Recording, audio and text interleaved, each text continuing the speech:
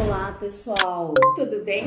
Professora Camila. Estamos aqui em mais uma coluna tributária no Portal Contábeis. Vim aqui para a gente discutir mais um assunto super importante da nossa área tributária. A gente tem acompanhado aí várias movimentações com relação à reforma tributária, mas não vamos discutir esse tema na nossa aula de hoje. A gente tem um outro vídeo aqui no nosso canal que está tratando detalhadamente da reforma, mas vamos discutir um outro tema que também está sendo muito discutido, na verdade, está afligindo, alguns contribuintes, tanto do Simples Nacional como do microempreendedor individual, que é o desenquadramento por conta dos recebimentos via Pix. E a gente está recebendo algumas perguntas no sentido de que, mas é possível, de fato, a Receita realizar o desenquadramento tanto do MEI quanto do Simples Nacional por conta das movimentações financeiras realizadas via Pix? Então, a gente hoje vai esclarecer esse tema com base normativa, com base legal. Até porque nós sabemos que a Receita ela pode vir fiscalizar tanto pessoas físicas como jurídicas aí durante o período de 5 anos. E na pessoa jurídica, se você tiver em algum processo de fiscalização, esse período, esse prazo de prescrição e decadência, ele decai. Então, é super importante a gente ter isso em mente. Então, voltando aqui aos nossos esclarecimentos da nossa coluna de hoje. Primeiro ponto de atenção, pessoal, nós temos toda essa questão dessa movimentação do dinheiro digital, né? Então, tá difícil hoje a gente fazer movimentações com dinheiro em papel.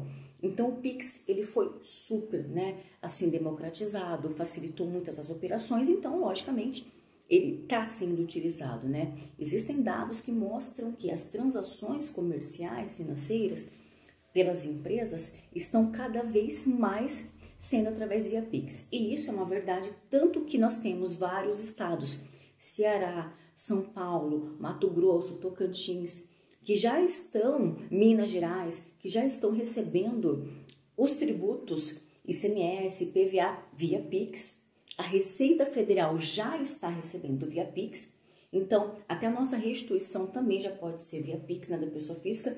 Então, o Pix ele foi aderido, tanto pelas empresas quanto pelos órgãos federais, estaduais, municipais, como pessoa física. Então, todo mundo já tem como habitualidade fazer os recebimentos via Pix. Com isso, obviamente, a Receita já regulamentou. A gente já tratou desse tema num outro vídeo, onde a Receita regulamenta o envio das informações do Pix via o arquivo digital DIMP, que foi a publicação lá do convênio 50, e depois teve uma pequena alteração através do convênio 66, lá em 2022. Ou seja, a Receita tem a e-financeira, ela tem a DIMP e ela tem os SPED de forma geral, XML, que vão evidenciar a movimentação das empresas. O que está acontecendo é, tanto as empresas enquadradas no Simples Nacional, a gente vai restringir, um pouco mais nessas empresas que aí acontece o desenquadramento. Mas a verificação da Receita está acontecendo de forma indiscriminada. Por quê? Porque é uma fiscalização, é uma auditoria digital. A Receita já tem os dados dentro da base de dados dela, Então, isso vai acontecer para a empresa do lucro real, do lucro presumido, do Simples Nacional, para nós, pessoas físicas. Mas o nosso tema de hoje é o desenquadramento. Por isso que vamos restringir ao Simples e ao MEI, que está também contido dentro do Simples. Então, o que acontece? O MEI, ele tem a declaração de faturamento anual, a qual ele até dia 31 de maio faz a entrega das obrigações acessórias dele, que é somente o faturamento. Perfeito. As empresas enquadradas no Simples Nacional têm ali a emissão do DAS-MEI mensalmente, onde ele vai informar a receita bruta. Perfeito. Os valores que são recebidos via Pix, por muitas vezes, são desconsiderados dessas obrigações, dessas declarações, fazendo com que essas empresas, microempreendedores ou as empresas, não informem esse tipo de recebimento. que acontece? A Receita está acompanhando essa movimentação através da e-financeira e da DIMP. Quando você manda a sua declaração de faturamento anual ou quando você manda lá a sua DEFIS ou apura ali mensalmente a sua receita para fazer a emissão lá dos dados do Simples Nacional, a Receita consegue fazer esse cruzamento. E é a partir daí que está acontecendo os desenquadramentos. Nós temos até algumas notícias de alguns estados que já fizeram o desenquadramento por conta do recebimento via Pix. Então, qual que é a nossa ideia aqui hoje no Portal Contábeis? Te trazer a orientação, a importância da formalização das operações de venda via nota fiscal eletrônica ou via cupom fiscal eletrônico, né? Independente para quem que você faça as suas vendas. E o MEI, a importância de ter um controle, de ter uma empresa aberta para fazer as transações da empresa, para não se confundir com as movimentações lá da sua pessoa física. E com relação ao Simples Nacional, ter essa distinção. As operações via Pix são operações de venda da empresa. Formalize com a emissão da nota fiscal, né? Seja ela de serviço, seja ela de mercadorias. Por quê? Porque mesmo que você não emitiu a nota fiscal, a Receita vai verificar essa transação dentro das suas contas bancárias. O que vai acontecer, pessoal? Nós teremos dois problemas. Nós teremos a questão da obrigação acessória, que é de fato a emissão da nota fiscal, né? Que é uma obrigação acessória, quanto ao recolhimento do tributo, que é a obrigação principal. Então, você poderá ser desenquadrado, né? Por quê? Porque a Receita vai observar o faturamento. Na questão do MEI, 81 mil, perfeito. Mas ele recebeu 100 mil via Pix. Opa, vamos fazer uma verificação.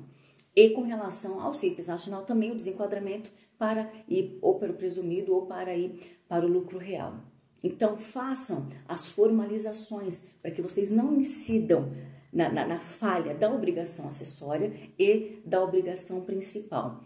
Outro ponto de atenção, venha observando que vai acontecer extrapolar o faturamento. Por que não fazer o desenquadramento de uma forma correta, acompanhado de um profissional de contabilidade que vai trazer segurança para você? E, logicamente, você vai ter uma economia. Por quê? Porque você não vai retroagir e ter que apurar aquele ano a qual você for desenquadrado nesse novo regime tributário. E é um passo muito grande. Por exemplo, vamos aqui exemplificar a migração do MEI para o Simples Nacional. Você vai sair aí de um recolhimento fixo, né, ali dentro de R$70, valor determinado fixo, para uma apuração a corresponder pelo seu faturamento, um percentual, que tem ali início em 6%.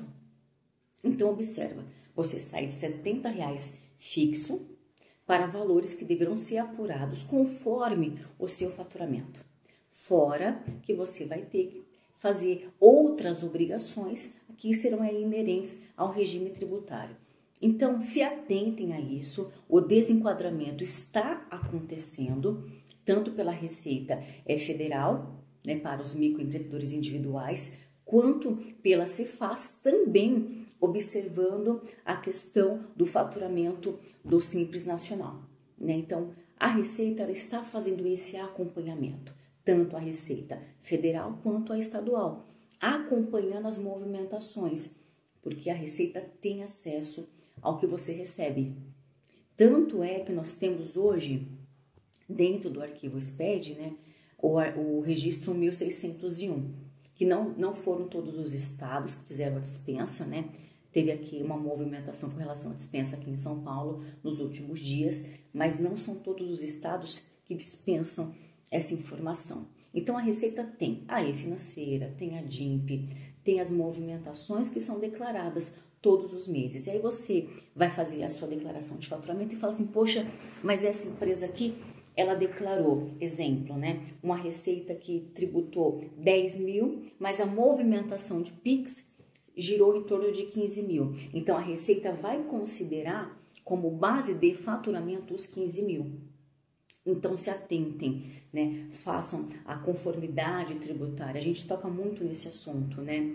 De se organizar fiscalmente, contabilmente, fazer a contratação de um profissional que possa te trazer um auxílio nesse sentido.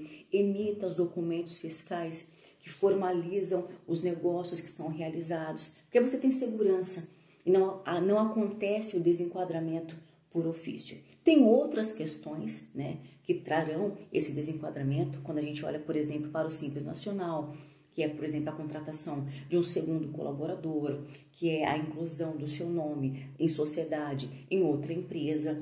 Mas hoje a gente está aqui se restringindo à questão do faturamento. Por quê? Porque cada vez mais a gente acompanha notícias do fisco, seja federal ou estadual, fazendo o desenquadramento. E aí você acaba sendo onerado, por quê?